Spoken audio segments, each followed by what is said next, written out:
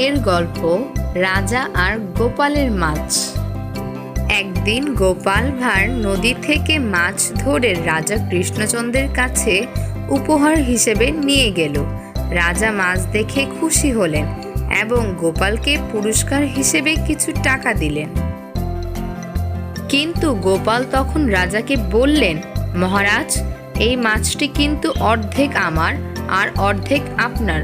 রাজা অবাক হয়ে জিজ্ঞাসা করলেন, কেন? গোপাল মুচকি হেসে বলল, কারণ আমি নদী থেকে মাছ ধরেছি, কিন্তু নদীটা আপনার রাজ্যে বয়ে চলছে, তাই মাছের অর্ধেক মালিক আপনি।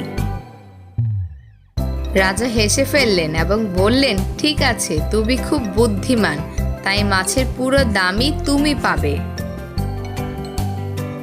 শিক্ষা: এই গল্প থেকে আমরা শিখি যে বুদ্ধি ও কৌশল দিয়ে সমস্যার সমাধান করা যায়, সেই সঙ্গে অন্যের অবদানও সম্মান জানানো উচিত।